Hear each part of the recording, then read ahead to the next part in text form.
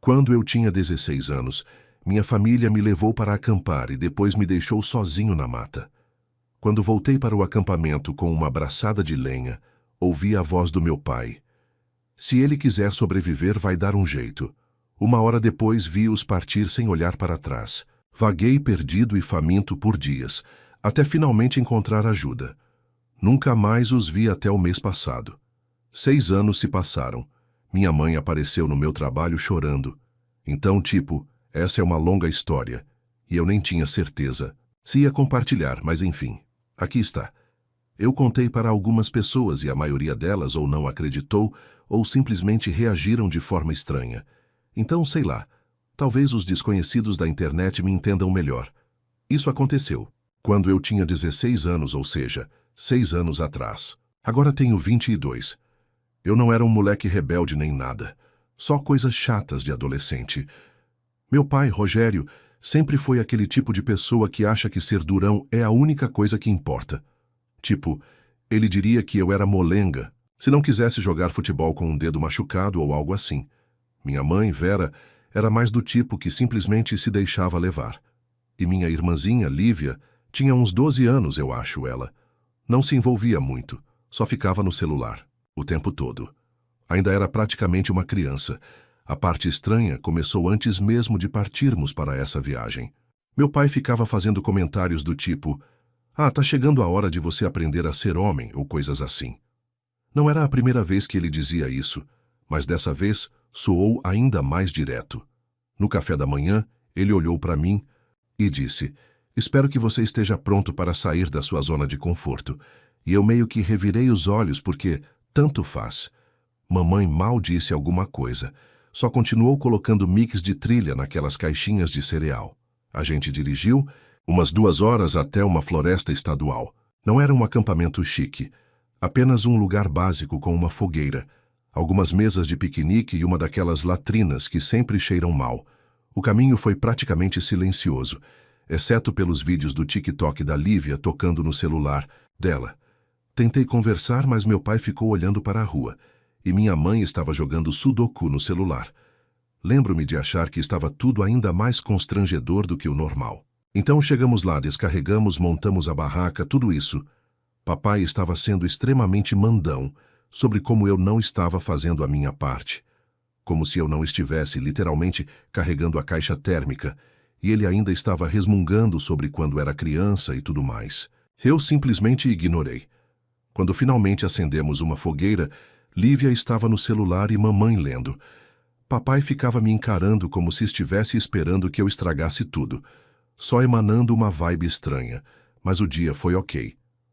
Na manhã seguinte, papai me acorda cedo. Diz que precisamos de mais lenha. Me entrega um machado velho, horrível de cego, e me manda ir encontrar madeira de verdade. Eu ainda estou meio que dormindo, mas tudo bem. Eu fui.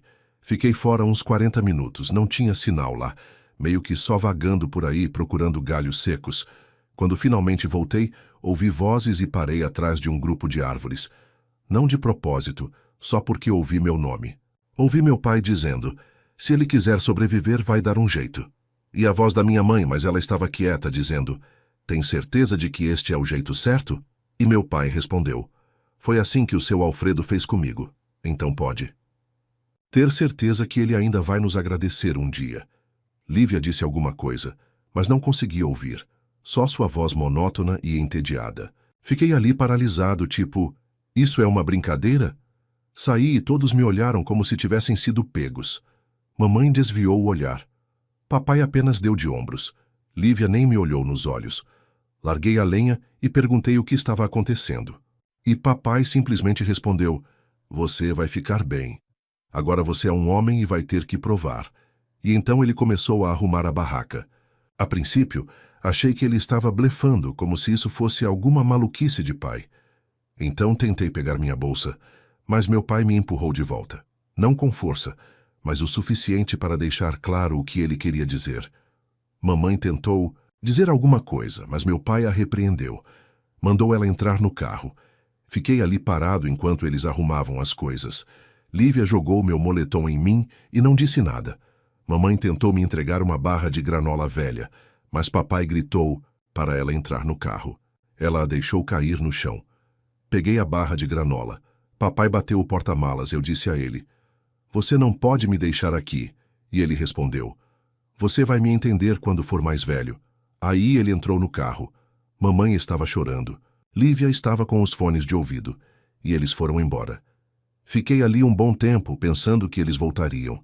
Era uma brincadeira. Mas eles não voltaram.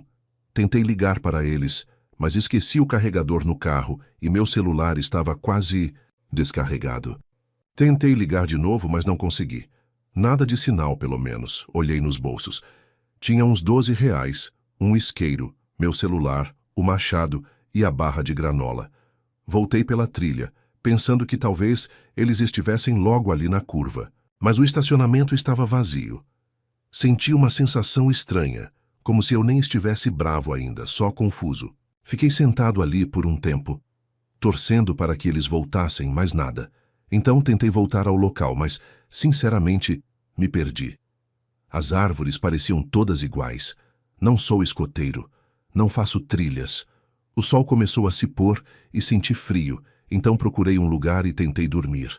Qualquer barulhinho me assustava, mas eu estava mais irritado do que assustado naquele momento. Sério?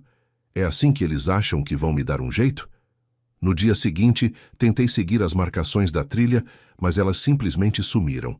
E, mesmo racionando a barra de granola, ela já acabou no dia seguinte. Gritei por socorro algumas vezes, mas não havia ninguém. Bebi água de um riacho. Provavelmente não sou o mais esperto, mas naquele momento eu percebi. Tentei não dormir muito porque ficava ouvindo coisas. Não demorou muito e eu já estava com fome, cansado e irritado. Continuava pensando no que meu pai disse, em como o pai dele fez isso com ele. Ele vivia falando sobre amor duro, mas para mim parecia mais que ele só queria se livrar de mim de qualquer jeito. Vi alguns caminhantes e eles me encararam como se eu fosse um animal selvagem, mas mesmo assim, eu pedi e eles me deram água. E perguntaram se eu estava bem. Disse que minha família me abandonou. E eles se entreolharam, tipo, esse garoto está falando sério? Eles me acompanharam de volta até o início da trilha e eu fiquei ali sentado enquanto tentavam ligar para alguém. Dei o número dos meus pais, mas ninguém atendeu. Acabei indo até alguns guardas florestais e eles ligaram para meu tio Tibério. Ele me pegou. Mal disse alguma coisa. Só me levou até a casa dele, fez um sanduíche e me mandou dormir no sofá. No dia seguinte, ele disse que meus pais estavam dando um tempo e que talvez fosse melhor eu ficar com ele por um tempo. Pergunto se eles ligaram. Ele dá de ombros, diz que eles precisam de espaço e que eu deveria pensar no que fiz para levá-los até esse ponto. O que sinceramente me irrita mais do que qualquer outra coisa. Tento ligar de novo. Nada. Depois, de uma semana na casa dele, simplesmente paro de tentar. Não os vejo, nem tenho notícias deles novamente. Não por 6 anos. Saí de casa aos 18 anos. Comecei meu próprio negócio, bloqueei-os em todos os lugares. De vez em quando eu recebia uma mensagem da Lívia no Instagram, só um meme ou algo assim, mas nada de verdade. Achei que tinha acabado com aquilo. Imaginei que, se eles não me queriam, eu não precisava deles. Aí, no mês passado, minha mãe apareceu no meu trabalho, entrou com uma aparência mais velha, cansada e começou a chorar. Eu literalmente não via o rosto dela havia 6 anos. Nem a reconheci no começo. Sinceramente, foi tão aleatório. Achei que estava vendo coisas. Nem é como se eu morasse na mesma cidade. Me mudei para muito longe depois do ensino médio, bloqueei todo mundo, troquei de número, tudo. Então ela me encontrar não foi por acaso. Ela teve que perguntar por aí. Ela parecia mal-humorada, como se não tivesse dormido, e ficou parada ali na frente, como se não soubesse o que dizer. Então me aproximei, e antes mesmo de abrir a boca, ela começou a chorar. Tipo, nem um choro contido. Era feio, barulhento, com dificuldade para respirar. Ela agarrou meu braço e eu me afastei. Só instinto. Não quero que ela me toque. As pessoas estão olhando. Eu digo para ela sair e ela me segue, ainda chorando. E eu tenho que admitir. Isso me deixou bravo, tipo, sério. Depois de todo esse tempo, ela aparece e espera que eu fique tranquilo? Não. Lá fora, ela tenta falar. Fica enxugando o rosto com a manga e dizendo que sente muito, que estava tentando me encontrar, que sente minha falta, todas essas coisas. E eu só fico ali parado, digo a ela para ir direto ao ponto, porque preciso voltar para o trabalho. E ela meio que se encolhe. Começa a divagar sobre como tudo deu errado depois que eu fui embora. Como Lívia mal fala com ela. Como Rogério, meu pai, não é mais o mesmo. E como ela só queria me ver, saber se estou bem, tudo isso. Ela pede desculpas. Diz que nunca quis que fosse assim. Que nunca deveria ter sido tão ruim. Rogério só queria me dar uma lição. Ele achou que eu ia amadurecer, que voltaria depois de algumas horas e provaria que conseguia me virar. Eu a interrompi. Disse que não estava interessado nas desculpas dela. Ela tenta agarrar meu braço de novo, e eu a empurro de volta. Não com força, mas o suficiente. E ela meio que tropeça. Ela me olha como se eu tivesse lhe dado um tapa. Ela tenta dizer que não teve escolha, que Rogério não quis ouvir, que ela queria voltar para me buscar, mas ele não deixou. Perguntei por que ela não chamou a polícia na hora. Ou pelo menos, meu tio Tibério, ou literalmente ninguém. Ela fica em silêncio, apenas olhando para a calçada, e diz que estava com medo dele. Isso me deixou mais irritado do que qualquer outra coisa, porque ela sempre agiu como se estivesse do meu lado enquanto eu crescia. Mas sempre que o Rogério ficava daquele jeito, ela simplesmente concordava. Eu digo, você deixou ele me abandonar lá. Você nunca ligou. Você nunca nem tentou. Ela começa a chorar de novo. Continua falando sobre como era tão jovem e não sabia o que fazer. Eu fico ali parado, de braços cruzados, não me importo. As pessoas passam, algumas nos olham, mas não ligo.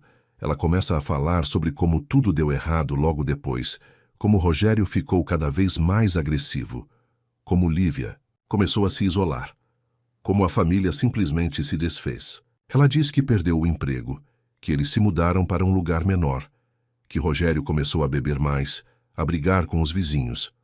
Tudo isso, ela diz que tentou entrar em contato comigo, mas que meu tio Tibério não quis me dar os dados. Eu sei que é mentira. Então eu a repreendi. Ela dá de ombros, diz que talvez esteja se lembrando mal. Pergunto o que ela quer de verdade. Ela diz que só quer saber se estou bem, que quer conversar, talvez tomar um café, tentar se reconectar. Eu rio. Não consegui evitar. Pergunto se ela acha que merece isso depois do que fez. Ela começa a chorar de novo. Diz que sabe que não merece, mas quer tentar. Pergunto a ela por que Rogério me odeia tanto. Por que ele fez aquilo. Ela diz que ele sempre achou que eu era fraco, que eu não tinha o que era preciso, que ele temia que eu me tornasse mole, como uma daquelas crianças fracassadas. Diz que o pai dele também fazia isso com ele. Deixava-o em lugares, fazia-o encontrar o caminho de casa sozinho, essas coisas. Ela diz que Rogério sempre falava que os garotos de hoje em dia não conhecem a luta de verdade. Eu digo, isso não é desculpa. Isso é só ser um babaca. Ela diz que sabe, que queria ter feito algo diferente, mas não sabia como. Eu digo que não me importo. Não estou interessado em uma reunião de família. Não preciso dela. Consegui sobreviver sem nada disso. Ela tenta dizer que está orgulhosa de mim por ter sobrevivido, que pensa em mim todos os dias. Tudo isso. Digo a ela que isso não é problema meu. Ela tenta segurar minha mão. Eu me afasto. E ela começa a chorar mais alto. Um segurança se aproxima e pergunta se está tudo bem. E eu digo, sim, terminamos aqui. E volto para dentro. Ela espera do lado de fora por tipo 1 hora. Me manda um monte de mensagens, todas com parágrafos longos, dizendo coisas como, por favor, fale comigo. Estou te implorando. Preciso de você. Na minha vida, tudo isso. Eu simplesmente bloqueio o número dela. No dia seguinte, recebo uma mensagem da Lívia. Diz só, mamãe está uma bagunça. O que você disse para ela? Não respondo. Aí meu telefone começa a tocar, mas não é da Lívia. São pessoas com quem não falo há anos. Velhos amigos, alguns primos, até minha ex. Todos dizendo, ei, sua mãe me ligou. Ela está te procurando. O que está acontecendo? Está tudo bem? Ela está literalmente entrando em contato com todo mundo que consegue encontrar. Até meu chefe recebeu um e-mail pedindo, por favor, para ele me pedir para ligar para sua mãe. Estou tão irritado agora. Poderia quebrar alguma coisa. Mando uma mensagem de uma conta descartável e digo que, se ela não parar, vou registrar uma queixa de assédio. Ela diz que só quer conversar. Diz que tem algo importante para me contar, mas não diz o quê. Eu digo para ela me deixar em paz ou vou cortar contato com todos da família para sempre. Ela diz que tudo bem, mas que espera que eu mude de ideia. Não pretendo fazer isso. Estou apenas começando. Mas a partir daí eu comecei a investigar o que meus pais andavam fazendo. E digamos que karma é uma coisa real. Depois que ela começou a ligar para pessoas aleatórias falando de mim e basicamente tentando fazer todo mundo se sentir culpado para me obrigar a falar com ela, fiquei puto. Como se eu só quisesse desaparecer. Eu construí minha própria vida. Mantive a cabeça baixa, pois não queria ter nada a ver com eles, e ela começou a tentar me arrastar de volta. Não, não vai acontecer. Então comecei a pensar, se ela vai fazer isso, não vou ficar parado. Vou fazer com que se arrependam de terem me tratado daquele jeito. Sei que parece duro, sei lá, mas se você vivesse isso, entenderia. A primeira coisa que fiz foi investigar. Não sou hacker, mas dá para encontrar muita coisa se você souber onde procurar. Comecei pelo Instagram, mas também fui no Facebook, encontrei a conta da Lívia, ela posta tudo. Ainda faz aquelas histórias de me pergunte qualquer coisa. Depois dei uma olhada no perfil do meu pai. Percebi que as postagens dele iam de se gabar das férias. E olha minha caminhonete nova, para compartilhar aqueles memes raivosos da geração Baby Boomer sobre as crianças de hoje não quererem trabalhar e coisas do meu tempo. Não estou surpreso. Mas aí eu vejo que ele está marcado em várias páginas de negócios locais, algumas avaliações, algumas discussões aleatórias nos comentários. Eu procuro o nome dele no Google, e sim, ele tem um pequeno negócio. Não era nada grande, mas é o negócio dele. Ele sempre disse que era o próprio chefe, então eu começo a observar. Demora algumas semanas, mas eu percebo algumas coisas. Pessoas nos comentários discutindo com ele, reclamando da forma como ele faz negócios, coisas assim. Vejo algumas avaliações dizendo que ele é pouco profissional. Ele trata as pessoas com desdém. Sei que isso não acontece só online. É como ele sempre foi. Encontro a página da empresa dele e vejo que ele tem alguns clientes regulares, mas não muitos. O negócio não está indo muito bem. Procuro o endereço. É um shopping center na cidade. Sei como esses lugares funcionam. O aluguel não é barato. Eu não vou lá, não sou idiota. Mas começo a mandar mensagens para algumas das pessoas que deixaram avaliações. No começo, só coisas normais, como perguntar como foi a experiência, se já tinham usado o lugar, novamente coisas assim. A maioria das pessoas me ignora, mas algumas respondem. Uma diz que o Rogério foi grosseiro, não cumpriu a garantia, disse que a culpa foi deles por serem descuidados. Outra me conta que ele tentou vender algo que ela não precisava. Não dou meu nome verdadeiro, apenas digo que estou pensando em usar o serviço dele. Ninguém se surpreende quando digo que senti uma vibração estranha. Começo a insistir. Deixo uma avaliação honesta. Nada de absurdo, apenas a verdade. Digo, tive uma experiência ruim. Os funcionários foram rudes. Não recomendo. Publico, também em um grupo local do Facebook. E pergunto se mais alguém teve problemas. As pessoas começam a comentar. Não invento nada. Apenas empurro a história adiante. Dou uma dica de como o dono, certa vez, deixou o próprio filho perdido na mata. E isso faz as pessoas se mexerem. Eu nem digo que fui eu, só alguém que conheço. Algumas pessoas dizem que estou mentindo, mas outras começam a fazer perguntas. A melhor parte é que Rogério não consegue se conter. Ele entra nos comentários, fica na defensiva e começa a gritar com as pessoas online. Uma noite, ele briga feio com um cara do grupo e depois posta um desabafo sobre cultura do cancelamento e crianças mimadas. As pessoas começam a evitar os negócios dele. Recebo uma mensagem de um cara que diz que trabalhava para o Rogério e pediu demissão porque o Rogério gritou com ele por estar 5 minutos atrasado. Digo a ele, isso mesmo. Enquanto isso acontece, vou dar uma olhada na minha mãe. Ela está morando com o irmão Tibério agora, o que faz sentido. Ela sempre corria para ela quando as coisas ficavam ruins. Tibério tem seus próprios problemas, não tem muito dinheiro e cuida dos próprios filhos. Lívia me conta, ela me manda um meme, sei lá, que a mãe está super deprimida e mal sai de casa. Eu ignoro. Não é problema meu. Mamãe começa a me mandar e-mails de contas novas, implorando para eu parar, dizendo que Rogério a culpa por tudo, que ele está perdendo dinheiro, que ela tem medo de que ele surte. Não respondo. Começo a contar a história real, não só a parte comercial, mas o que ele fez comigo. Conto a minha versão para quem pergunta. Não me importa se acreditam em mim ou não. Continuo falando. Sei que algumas pessoas acham que estou inventando, mas não me importo. Mando uma carta para o Rogério. Uma carta simples e antiga. Nada de especial. Escrevo passo a passo o que ele fez, o que fez comigo, como sobrevivi, como construí uma vida sem ele e como nunca o deixarei esquecer. Digo a ele que estou garantindo que todos saibam quem ele realmente é. Sem ameaças, nada ilegal. Apenas a verdade. Sei que ele entende porque uma semana depois recebo uma mensagem de um número desconhecido que diz apenas: "Você é um mentiroso e um covarde. Você nunca será um homem de verdade." Eu bloqueio. Começo a ter notícias de mais familiares. Alguns primos, algumas pessoas de quem mal me lembro. Alguns ficam bravos. Dizem que estou arruinando o nome da família, que eu deveria deixar para lá. Eu digo a eles que, se quiserem brigar, vamos brigar. Eu não recuo. Um tio me liga gritando que estou causando problemas e que eu deveria respeitar os mais velhos. Desligo na cara dele.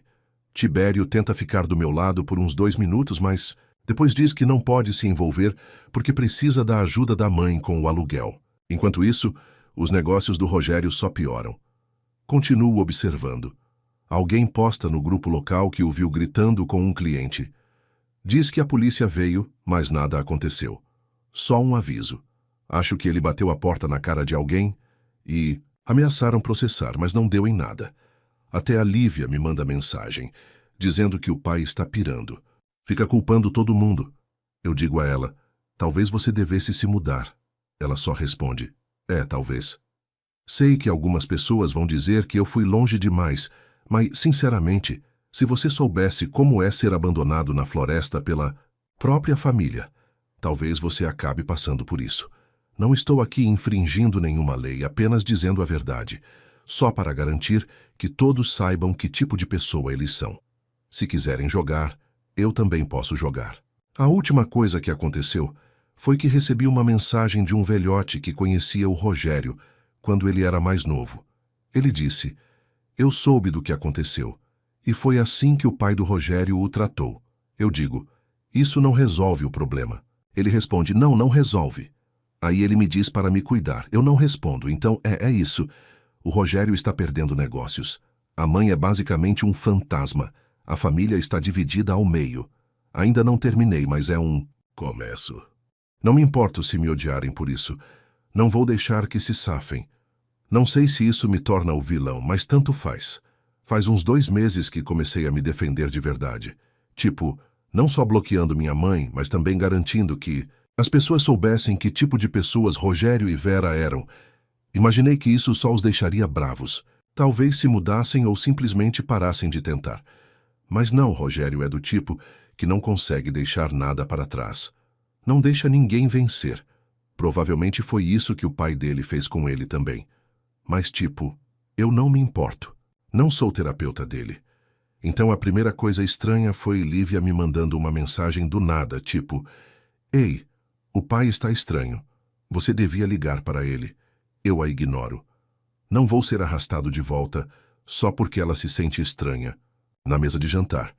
Aí Tibério liga, o que ele nunca faz.